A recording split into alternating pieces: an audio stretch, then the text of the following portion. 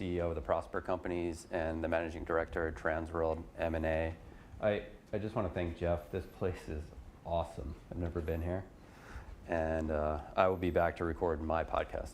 I know that for sure. We are new to EO sponsorship, but we're not new to EO. So I've been an EO member since 2015, January 2015. I looked this up for the board presentation the other day. So we understand the community. It's been an amazing community. I think between my business partners, we're in 4 EO chapters currently: Colorado, Nevada, Fort Worth, and Dallas. My wife Jessica's on the board of Dallas. So same last name, Fiakovich. And the short version on me is I did corporate finance for about 3 years and haven't had a W-2 from anyone other than myself since 2008. So I sold my first company 13 years ago and sort of haven't looked back in the, I had not such a great experience running an M&A process. So I said there has to be a better way to do this. But it goes back even further, and Carl has a similar story. We were both our dad's exit plans for our businesses, and they never really told us. So my dad's business, I'll let Carl tell his own story, but we basically sold it for scrap and to one of his friends that owned a similar business because he was so burnt out. So we're very, very passionate about entrepreneurs and just talking, and we just like to have conversations with people, and we're always happy to just talk business. And that's how we're viewing this. However we can add value, great. And then ultimately, if a deal comes out of it, that's cool too. But like, we just want to talk deals, and just we just want people being in a good place with their business.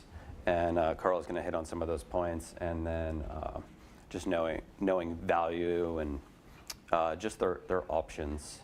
And yeah, that's about it. Our office runs in Texas, Colorado, and Nevada. We run 5 different divisions servicing business owners. We have a consulting division called Exit Factor. Our Main Street business brokerage, doing deals up to about $2 million in earnings, is called Transworld Business Advisors. Transworld M&A does, which is what we're talking about today, does deals over $2 million in net, roughly. And then we have a commercial real estate division that does owner-occupied real estate and national tenant rep. And then we have a private equity division called our family office. So we buy businesses. We're buying a $110 million company next month. So we also do this for ourselves, and we just love it, eat it up, nerd out. But yeah, no, thanks. Similar to Al, I was heir apparent to my father's construction business. I'm an only child, so there was no other sibling as an option, and didn't want to do that. And when my father finally got the memo that I was not going to take over the company, he ultimately took the steps to just close it and liquidate his assets. And I've run into similar situations with friends of mine, and essentially that's really structured my why as to why I ended up in Transworld. But similar to Al, my last W-2 was in 2000. I've been an entrepreneur for a good part of 20 years. 24 years now, and I was successful in building a few companies. I was lucky enough to have a moonshot as my first business. I took a company public on NASDAQ as an inventor of a technology for alternative energy. So there really wasn't a sale, but there was a successful exit. And even though I was ultimately fired from that business because I locked horns with some of our strategic partners, soon to be buyers at the time, it still is a heart-wrenching thing for me. I wasn't ready for that exit, if you will, and I take that kind of care and custody to our clients today, because there's really 2 things that have to work for them to want to sell the business, right? The price is one thing, but then the second part is like, what are you going to do? And if you don't know what you're going to do, that can be a really challenging exit strategy and decision. And in fact, the last business I had was a trucking company, and it was the same type of thing where the exit came, and it was an ideal exit for my partner and for myself. At least I felt that way. But he just wasn't ready, and so we pivoted. It became a partner buyout, and ultimately a few months later, he's like, "Man, I should have maybe considered taking that deal when it came," but he just wasn't ready at the time. And so I would challenge everybody in this room. Like, if you take away one thing from this presentation, right, it's that you're going to exit your business at some point. Right, and I think the challenge for many entrepreneurs, if you're like me, it's like, I'm going to be good when, right? When it's 1 million in sales or 5 million in sales or 10,000 Google likes, something to that effect, right? But then when you get to that point, I mean, if it were me, I move the goalpost again, right? And then so I'll be happy when, and then you never really make those decisions. So I would argue that you're trying to build a business and think about it with being able to sell the business any day, not being able to sell the business someday. Yeah, that's a good point. And I think there's a misconception, just because you have a sellable business doesn't mean you need to sell. Like you want to be in a position if you choose to do it or not, and that just makes it leaves you options. And you're just going to run a more profitable business that is easier to deal with. More time, more money, etc.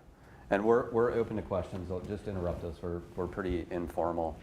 If anyone wants to jump in, this is a lot more formal and awesome. Jeff, thank you again, than I thought. So, yeah, but that's great. I jumped the slides here a little bit, guys. Sorry about that.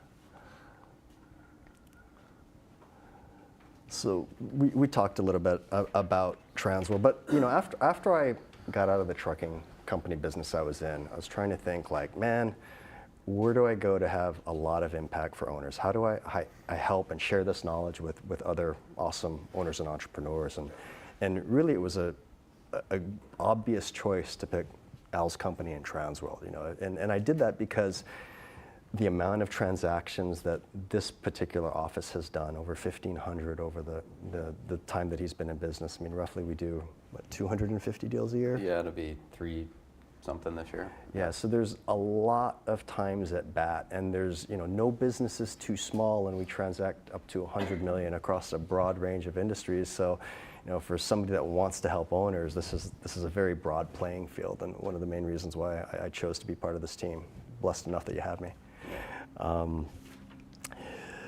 So jumping in, building a valuable company means, building something that's efficient, spins off cash, gives you time, and can provide benefit for you and your owners, right? And again, I mentioned earlier that the goal here would be to think about building and preparing your business to exit at any day, not exit someday. And so today we're going to cover the 2 main factors that affect value, defining your exit options, getting your finances in order, and then ultimately becoming an owner versus an operator. And when we first take on a consulting client, almost 10 out of 10 times, or 9.5, it's always their financials are a mess, and all the operation is in the owner's head. It's almost every time consistently, regardless if they're 50 million in revenue or 5. It's like always the same, generally speaking. Yeah. So what's the business worth, right? And the most, I'd say, accepted methodology is a multiple of EBITDA. I don't have to explain what EBITDA is to the people in this room. But the multiple is a little bit more ambiguous, right? But I'd say generally between 0 to 30 million in revenue, the average, and I emphasize average, is about 3.5 times. Right, and that really is going to depend on the type of business it's in, the industry, maybe the location, the amount of attention and that you need to do as an owner. Right, is it absentee, or are you like actively in the business running it? Like all those factors can contribute to that multiple. Yeah, and I would just say, just one comment on EBITDA. A lot of people try to be fancy and confused, but it's how much cash you're taking out of the business, and it normalizes it across industries, and it's just a benchmark to work off of. Yeah. So 2 main factors that are driving the value of your business, right? The quantity of your earnings, and then obviously the quality of your operations. So as it pertains to the quantity, number 1 would be profit over revenue, right? Not likes, not cost of your equipment, not fancy websites, but actual money in your pocket after paying taxes, right? And the second would be plateaus to profit. What I mean by that is, in the previous slide we talked about a 3.5 average, but there are really these plateaus of multiples as you go from 0 to 30 million, right? That's a very broad range, right? So on the low end of that range, you could see multiples of like 1.2, generally. And on the higher ends, it could be 8, 10, and even more, depending on what industries you're in, right? And I think an important thing to understand as a business owner is where you're at in that plateau, right? If you're 100,000 away from that next plateau, that's a full turn on your revenue, right? Which means it's a whole nother pop to your value, right? Example would be maybe a service company that does 450,000 in SDE or EBITDA, let's call it. But when they reach that 500 or 550 threshold, those multiples start to go up and increase. And you see that with certain companies that want to increase the value of their business. They might be a pest control company, have a couple of trucks, right, be 250,000 or so, and then go out and buy another company, get to 500, and all of a sudden they're not trading at a 3 multiple, they're trading at a 4, right? And the importance of profit, and investors are looking for a return on capital, so it's just so it's not like certain scenarios, it can be a multiple of revenue or something like that, but that's rare, whereas you usually get into a multiple of the earnings or the profit. And we have a saying that profits for business and then revenues for ego. So it's just like that's all what I care about. I don't care if I have flat revenue, or actually do, but as long as my profit's going up, that's what I care about. Yeah, there's lots of trucking companies out there that do $9 million in sales and put about 50,000 to the bottom. Like the craziest thing I ever saw, I think, was 120 million in revenue, and it was like 50,000 in net. And I was like, this is the most terrifying, and there was a lot of risk associated with this, what this person was doing. Literally the most terrifying business I've ever seen in my life. Yeah. So, but we see that time and time again. So I'd rather have $1 million business that makes 500 grand. So it's just, you do $1,001,000, so you can stay in EO. Yeah, right. But you make 500 grand, who cares? Yeah. So the last point on the quantity of earnings is just, it makes sense that a $500,000 EBITDA business versus a 50,000, kind of what we're alluding to, that has more room for error, right? Can weather a little hiccup in operations, et cetera, right? Whereas 50,000 has to be run perfectly to stay in the green or the black. Yeah, I call it mistake money, and that's why when people are buying it, once you get over $1 million, and like these thresholds, like $1 million, $2 million, 3.5, and then 5. And then you're kind of off to the races. So it's just a math problem. But more quantity, the more options you have, I would say. Yeah. And the second bucket, if you will, of value would be just the quality, right, of the business. So the first would be, keeping your house in order. And what we mean by that is really the financials, right? Like, I would say 80% of the clients I work with, there's a lot of accounting or financial forensic works that needs to take place to actually extract that value and be able to present that to a bank and a buyer. And not all that work is going to be generally accepted as true value in the business, meaning that the owner is ultimately going to have to become the bank, right? So having your books in order is paramount to getting the most money for your business, and having the biggest buyer pool of interest to your business, right? Because from the buyer's perspective, if they can put $100,000 down and buy $1 million business, that's great. But they're probably going to want to do that versus paying $100,000 cash to buy a coffee shop, let's say, right? It's just that leverage, and you have to understand that. Yeah, and the easiest way to think about it, every dollar you can drop to the bottom line, call it, you're going to get $4 in return. So it's just like, that's an oversimplified way to think about it. So it's just like, stop doing silly things, or put them in another entity, or do something, because it makes the arguments hard, and it plants seeds of doubts with buyers, and they're like, what else is going on in this business here? Yeah. Next would be owner versus operator, right?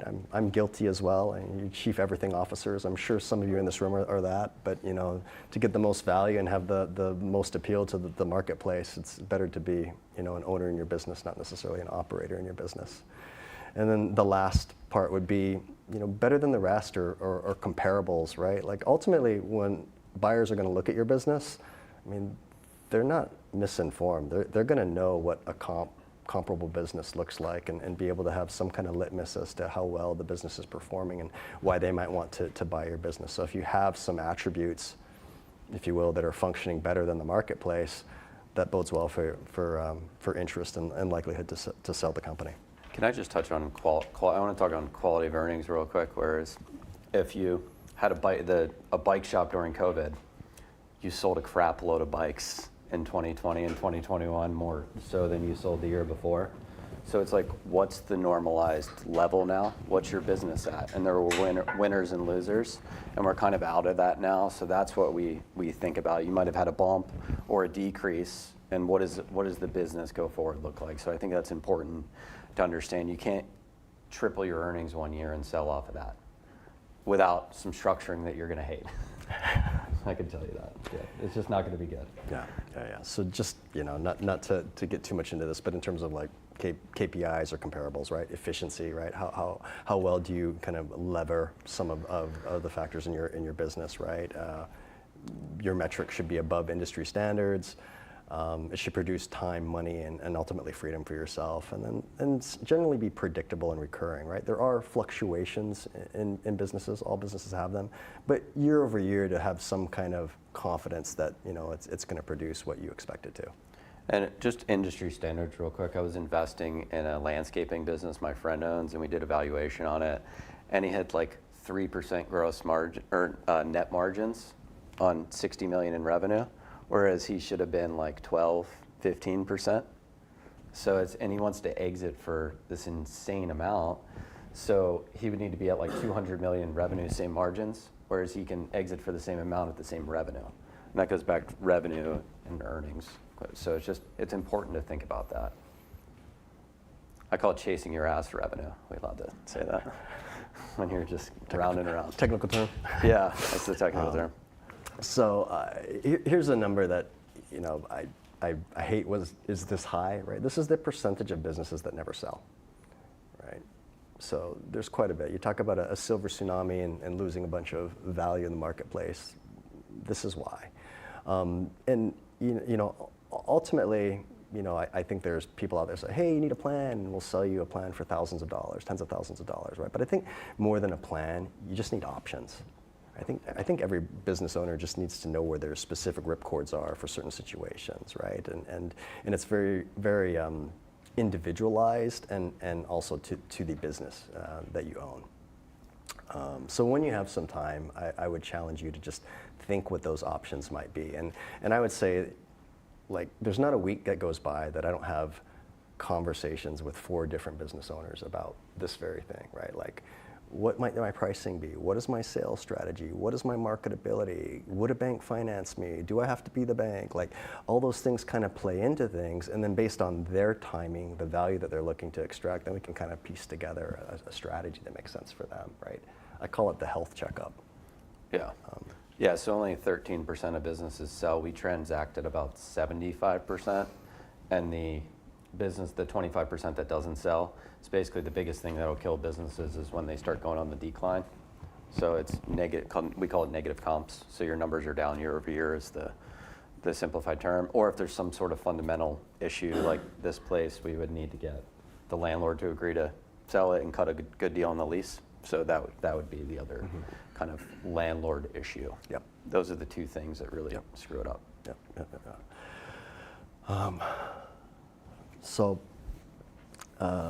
many of our clients, they never planned to sell. That was actually option B, right? Option A was to transition to a family member, sell to a key employee, that sort of thing. I mean, that makes sense, right? But I'd say out of a majority of the deals that we do, 95% of our clients are giving us some type of deadline. Why is that, right? Like, they're not poor planners, right, or anything like that. But the reality is they're just people, right? And they have, human opportunities, human challenges, human crises, and that's why they come to us and say, hey, I need to sell by whatever date. So all the more reason why it's always good to be able to sell your business at any time versus not someday. And it's the D's, it's the death, the divorce, the disability, or as 40s, despair. Yeah. People need money. Yeah. So some of the items here, right? Anyone ever been burnt out? I sure as hell have. Yeah. I mean, I used to call EO like Alcoholics Anonymous for entrepreneurs, right? Like, this is 4 minutes, right? Getting right? So true. Work through it, but I mean, it happens, and it's funny.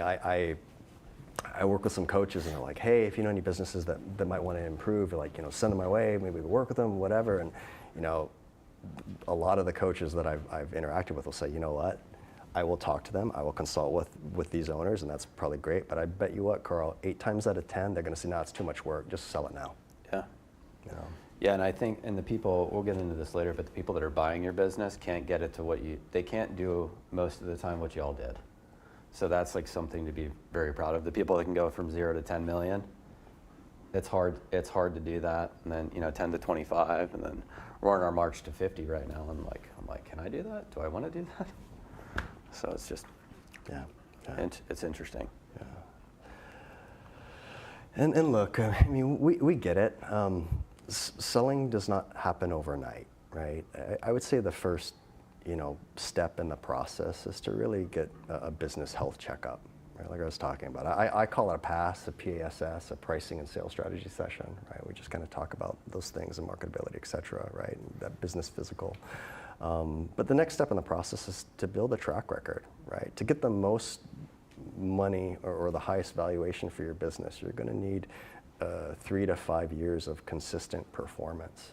And then, when you reach that point of you're ready to sell, that process of preparing the business and then ultimately marketing it takes, a good part of a year. I mean, 8 to 9 months is the industry average, and it's not unheard of for it to take longer. Yep. To find the right buyer. Yeah. 'Cause we put a lot of thought into who's your buyer, who's it going to be, what's important to you. Yeah. And because everyone has different things that are important to you, and I can tell you it's not money. I say this all the time, you might think it's money, it's probably not. It's like 5%. It's all the other stuff. Yeah. So.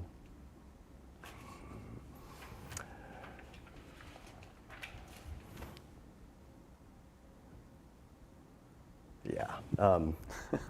I tell people this all the time, right? Like, I'm the only kid. I have, parents that are getting up there to 80 years old. They live literally on 30 acres in the middle of nowhere in a rainforest in Hawaii, in the middle of the Pacific, right? I mentioned earlier I'm the only child, and my mom is all of like 4'10", and she's a golden retriever breeder, so she picks up these 80-pound dogs and starts walking around, and all I can think about is like, okay, what happens when, right? It's gonna happen, and then am I taking the steps personally to just kind of think about that? And my mom will say, don't worry about it, Hakuna Matata, it is what it is. But I think running a business is the same way, right? At some point, an exit is going to present itself, and will you be ready? Yeah, and it's an important. You spent your life, a lot of you, developing the business, and it's an important piece on your personal balance sheet. So you want to be able to monetize that. Yeah. And I would say on the good side too, right? Like it's not always the negative side of the conversation, right? Where you get that business health checkup, for instance, and you think your value is here and you're expecting us to say it's here. I've actually seen it the other way, right? And then what does that do to your plans ultimately? Yeah. And then there's a conception or a perception that buyers think businesses that are running a process, there's something wrong with them. Not true. It's just, we're running a process on a $4 million EBITDA business right now, and my phrase, I become friends with the guy. He's moving to Mexico. He wants to move with his young kids. He's done very well, and that's what he wants to do. Business is in great shape.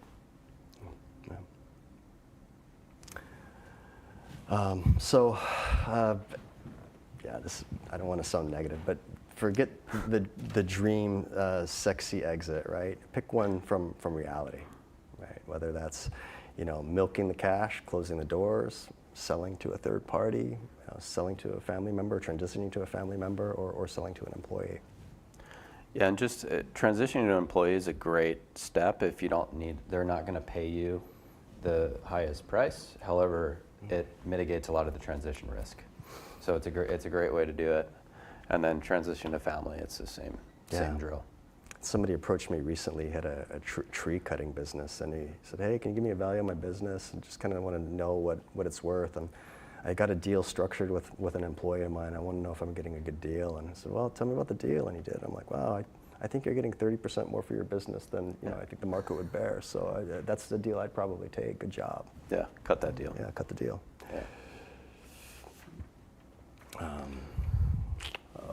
Okay, right, so so bottom line. So it seems simple, but if there's one thing to keep straight, and Al, I'd like you to chime in here because you eat and breathe this stuff, but it's keeping your financials in order, right? So I'd say the first thing to do is just review your books quarterly, right? It's not because your accountants and bookkeepers and controllers are not good at what they do. It's that nobody knows your expenses better than you do, right? Like, and I guarantee if you're not already doing that and you start to do that, you're going to find things there, right? It's no different than, me signing up for Apple TV and watching, binge watching Ted Lasso, and then I'm going to forget, like, oh, I paid for that subscription, right? And then a quarter goes by, and I'm like, oh yeah, I gotta cancel that deal. And business owners do the same thing, especially when they intermingle a lot of their personal, stuff to their business. Second thing would be benchmark it against industry. I think this is such a must. Good buyers will, right? So you should too. I mean, if nothing else, it's a way to understand what your peer group is paying for, what their key KPIs are. And I was talking about landscaping business at a 3%, but the industry is 12%. Horrible.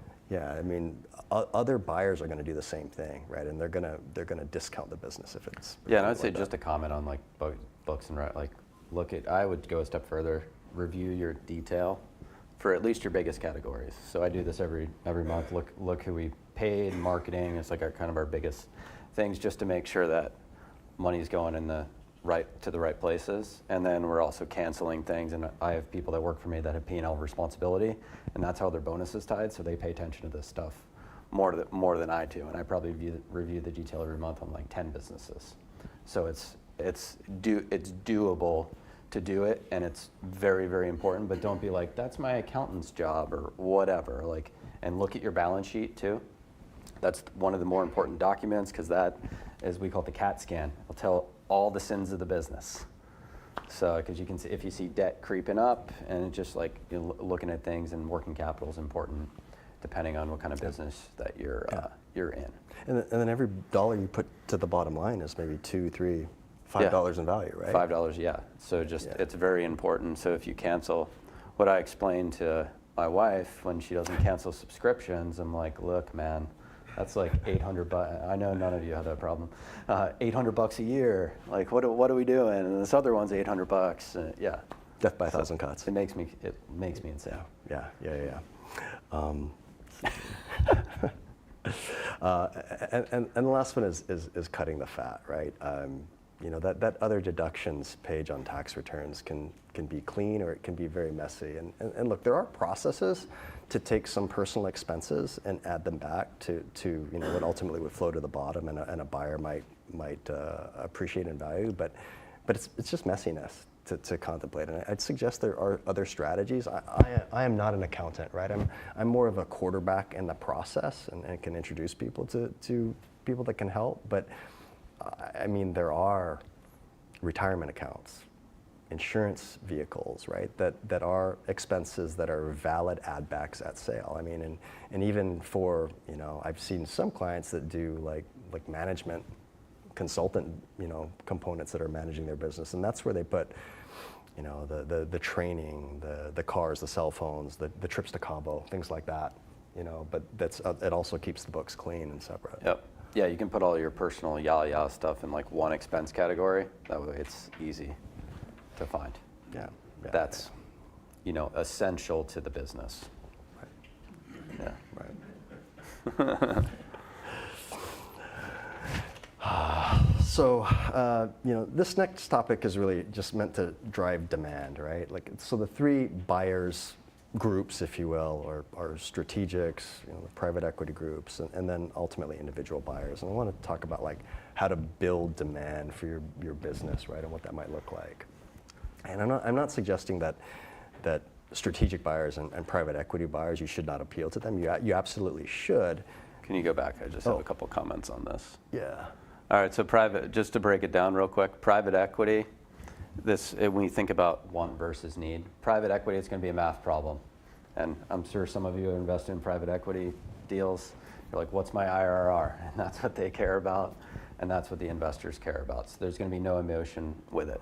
Strategic buyers will pay you more, but they take forever to close, and it's just, and you can give them some inside information that you probably don't want to about your business. And then individual buyers, which are just individual financial buyers and we like dealing with them because it's a need versus a want. They need to earn to replace the income that they're trying to earn, 1, 2, 3 million, whatever it is. So we love doing deals with financial buyers that have a need versus a want. Private equity wants to buy your business for their IRR.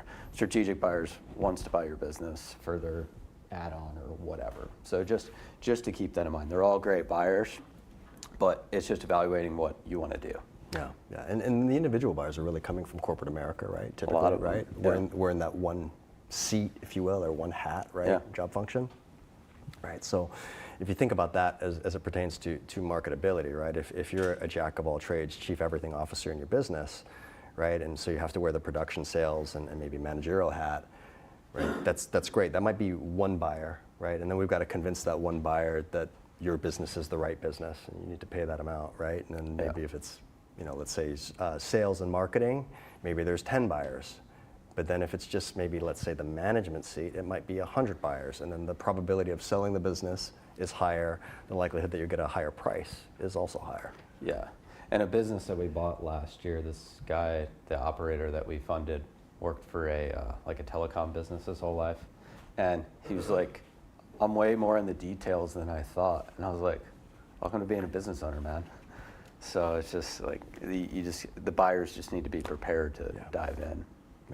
Yeah, awesome. Okay, cool.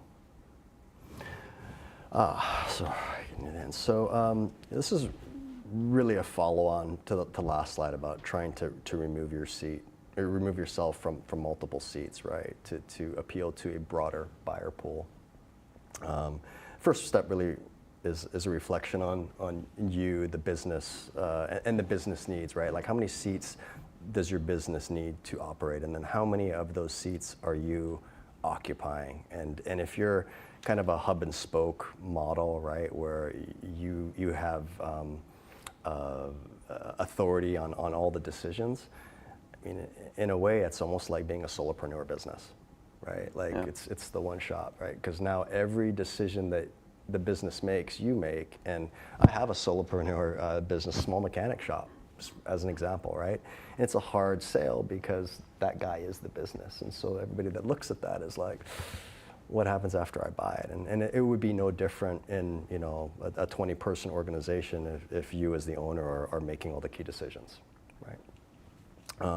And really, if you think about that, right, like the two biggest, I think, general concerns that buyers have when they're looking at a business to buy, right, is like, okay, is there a risk the customers are going to go away when I buy this business? Is there a risk that the employees are going to go away when I buy this business, right? And I've been in buyer-seller meetings where the owner of the company is like, man, I've known my employees for 20 years. I've known my customers for 20 years, and it's so great, and they love me, and I know their kids and name their dogs. How does that make the buyer feel? Yeah. Right. So so to be able to remove yourself and actually have the employees work for the company, right, or that your customers like the company, its products, and its services, not necessarily you as the owner, is vital to improving marketability. Like, a way you could look at this is what percentage of the sales are you, or something like that. Yeah. That's a great point, actually. Yeah. And so. Yeah, so I mean, spot on. So from the key kind of roles of a company, right, are revenue, customer-facing roles, right, productivity roles, and ultimately employee management roles, right? So general rules of thumb from a revenue standpoint, you really don't want to be involved in more than like 30%, I would say, right, is a good swag, right? And customer facing, again, try and remove yourself from the love fest between customers and yourself, right, in your business. Yeah, it's when people don't know who you are, or find you on the website. That's good. And production. I mean, I had a very, very small boutique shop selling last year, but the owner's claim to fame and why it was run so well, he also was producing all the key products back there, and so that was a big hurdle for the buyer to get over before we were actually able to close that deal. So, you know, I mean, buyers are going to be willing to take on that role, but do they have the skill sets to do so? And like we sold this business years ago that made teeth. This guy was a legend. He called himself the denture dog, but he was only in there making the teeth because he wanted to. He had a whole team that could do it. So that's the difference. He didn't need to be in there. He just was. So we were able to bridge that pretty well. Yeah.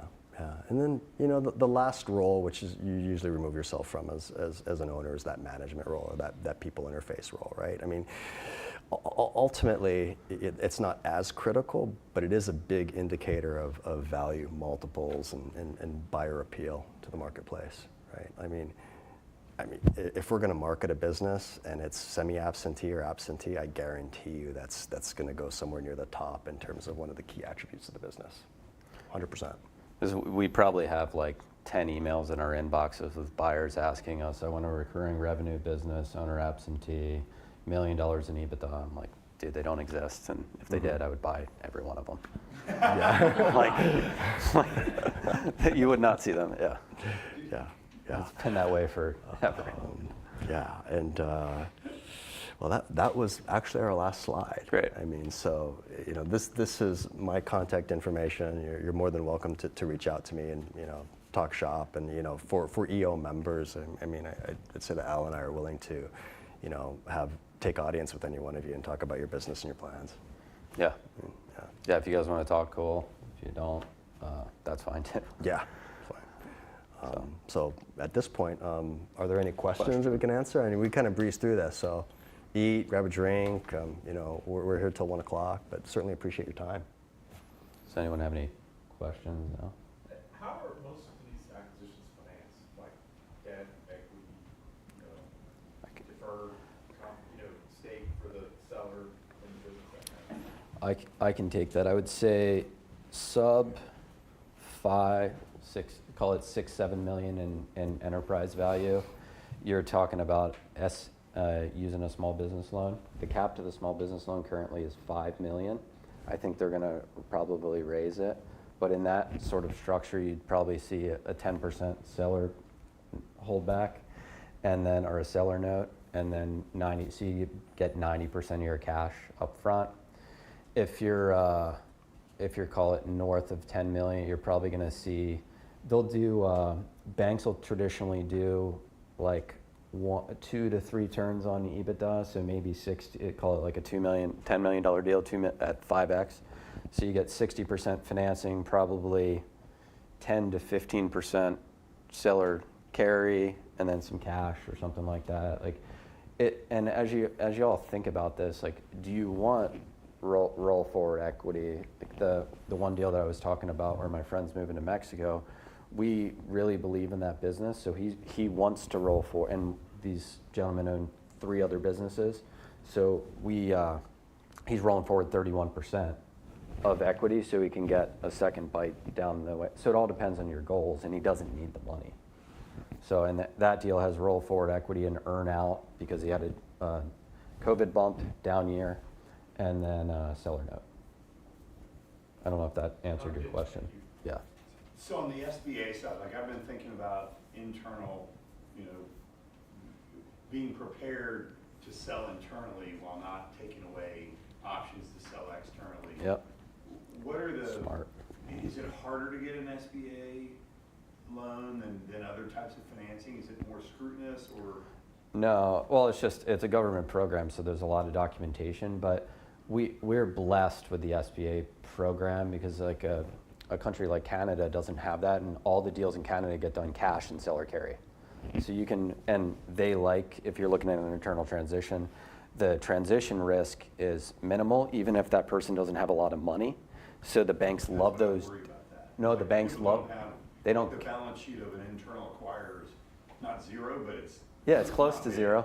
Yeah. No, you're absolutely correct, but the banks love those deals because they're in the business. And so they'll do those deals all day, and the whole point of the SBA program is that it's a guaranteed, it's an insurance policy for the banks, whereas you don't need the collateral to offset it. That's why it's there. So they'll do a deal like that I don't know a lot about your business, but they'll do a deal like that all day. There's banks that we work with that are really good. Like, you don't want to go to the Wells Fargo or the Chase, or if y'all are any sponsors, but like, and just walk in and get, like, you want people that do business acquisition financing doing that. But yeah, that happens all the time. Like Carl was saying, take that deal and run. Sometimes you can get more out of your internal employees because it's worth more. And you could show that to them, because theoretically, if there's an internal employee that makes 150 grand or something, they're making plus 150 grand on whatever that is. That could be part of the debt service. And then they're going to take out whatever you're making or whatever. So it's a fabulous solution if that's what you want to do. That answer? Yeah, no, that's Yeah. a great thing. Yeah. One of the things that you mentioned earlier is dollar EBITDA is 4x, Yeah. 5x Yeah. is the way out, right? So obviously for a company that is manufacturing, they buy a piece of equipment, that's a CapEx expenditure. Yeah. It's balance sheet, doesn't affect EBITDA. It's more difficult for companies that develop software and do things Sure. that are R&D related in the scope of their business. Yep. But let's say they develop a marketing funnel that takes a lot of time, attention, and resources that never really hits the market because Yeah. it just didn't work, right? Or what have you. How do you guys handle that? And how do you suggest a company like that will say, all right, this is how much of my development time I need to, effectively put on CapEx, or I'm not going to get called, that's bullshit, right? That sort of thing. You guys deal with any of that sort of thing, or have any experience with that? Yeah, I can take this one. We would look at a normalized level of like CapEx, and if it was like double, triple for a year or something like that, we're like, look, this isn't normal, and we could take that back if we're looking straight at the balance sheet piece of it, or if that's embedded in some expenses somewhere, we could say, look, we did this, it didn't work, and we did this moonshot, and we'll take it all back. But like when you run a process, you're hiring someone to tell a story. So it's like, that's why you want them to know what they're doing. So it's like, we're the storytellers of the business. So it's like, here's what happened and here's what did and didn't work. And the business that I keep talking about is that they rent snowmobiles. So they spent triple their CapEx because they were worried they weren't going to be able to get snowmobiles. So now we're at normalized CapEx, and because it was like $1.5 million, where it's like normalized CapEx in that business about 500 grand, buying new stuff. So, but yeah, we're happy to talk further specifically if you want. Yeah. I think you had a question. I think I have Derek already. Hey, Derek. One comment, one question. The SBA, I'm on my third SBA deal, they're time consuming. Yeah. Yeah, I'm 9 months in this last one, they wear you out. It's a small one too, so they're just very time consuming. Yes. SBA 601 forms, like discrimination forms, there's like tons of stupid stuff. Yeah. So that's just a kind of comment too. Are you doing a 7A or a 504? I think my file's probably this thing. Yes. It's just Yeah. constantly asking for a million things, it's a lot of work, and as a business owner, it is a lot of work to run your business and then also just deal with these SBA people, which I did T-Bank and Gulf Coast, they're both decent banks. Yeah, they're good. Yeah. Yeah, they're good, but they're just time consuming, so that's just the answer to your question. But it works, like almost every time, guaranteed you get a loan done. Yeah. And I'll just comment on that. And banks are worried about, I'm pretty sure banks are worried about defaults. So they're scrutinizing deals more. And I've It was been, easier back then, 5 years ago, it was just Yeah. quick, and now I think it's hard.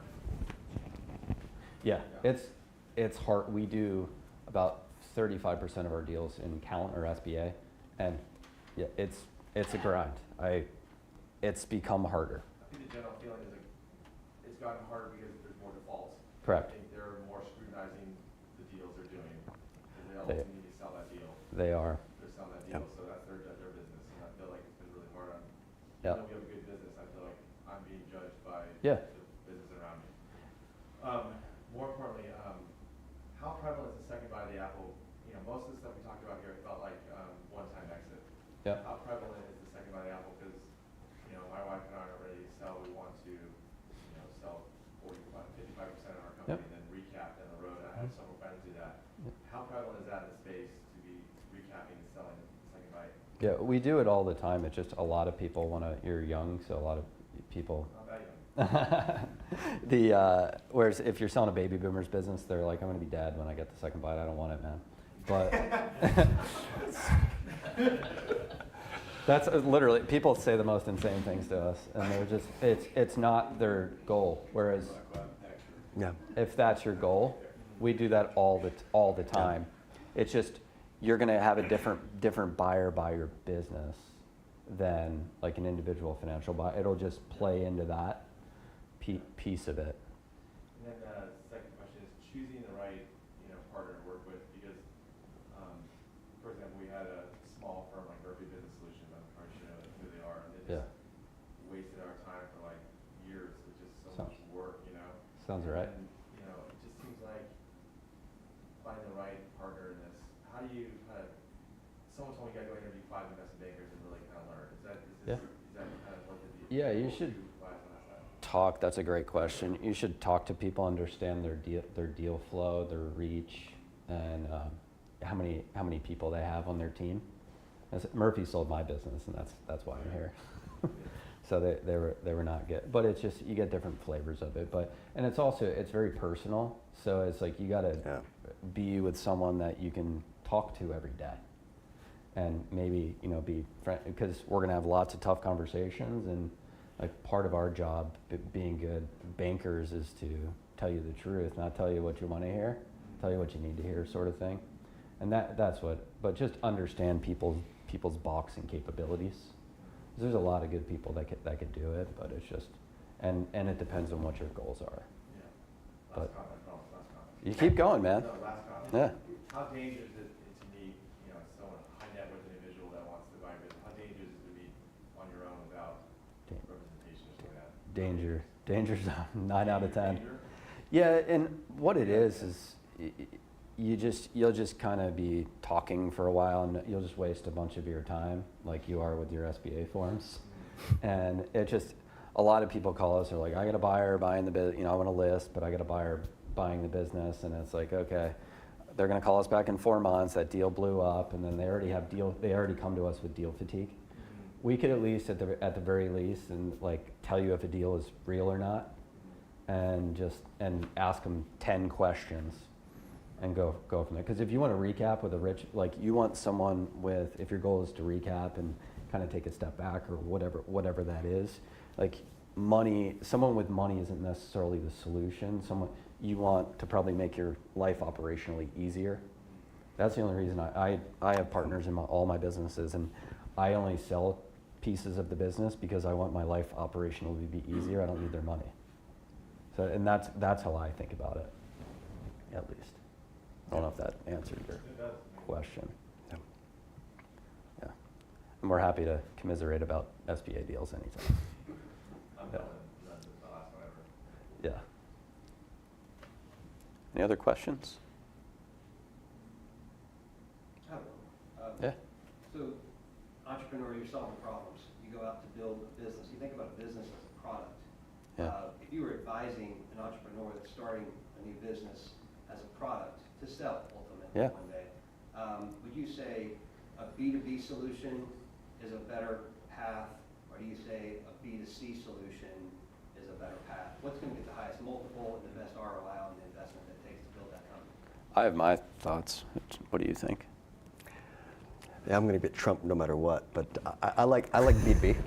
And I maybe agree. more than it's B2B or B2C, it's more just the competitive advantage that you have in the marketplace, right, against the competition, right? And how hard is your nut to earn? Like, I think those two things is what I would think about, right? Like, I mean, I left the venture game and starting businesses. I'm like, oh man, I'm just going to go B2B, create a specialty chemical, and sell it by the tanker loads, right? Because it was easy, and it was an easy sales cycle to get over. And so I'm just partial to that type of business. Yeah, and I just, me personally, I like B2B, and most of my companies are B2B asset light service businesses, and that's what I like and prefer, because they're high free cash flow. You don't have to go out and buy $1.5 million worth of snowmobiles. Yeah. Although renting snowmobiles and making $4 million is also cool. And we easily, I mean, I can't speak to Al, but I easily get 2 emails a week looking for that. Yeah. Asset light, B2B, and just I think there's high demand there. So, in our business, when we sell a business, even if it's got a low EBITDA number or something like that, because it's a smaller business, I mean, they go quick. Yeah. Yeah. It's good to see the slide earlier. What was the percentage of employees selling to employees? Is there a percentage on that slide? I don't think there was a percentage on that slide, but Yeah. they would fall under the individual financial buyers, which was the 80%. It's a fantastic way to go, and Yeah.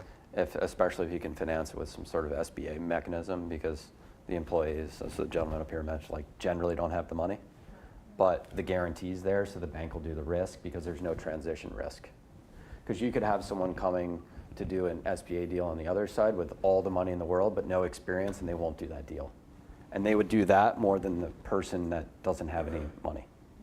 Yeah. So, And it Yeah. plays in your benefit too if any of y'all are thinking about expanding too, right? Like if you have that skill set and you're in the same bucket of an NAICS code, right? And you want to go and like you're a 2-truck pest control business, you want to go buy a 5-truck pest control business. I mean, you can get into that deal for a pretty good gig if it's an SBA business. yeah, and you can usually do it with no money down. So you can grow through acquisition with no money down because you don't need to take any of the money out of that existing operation Yeah.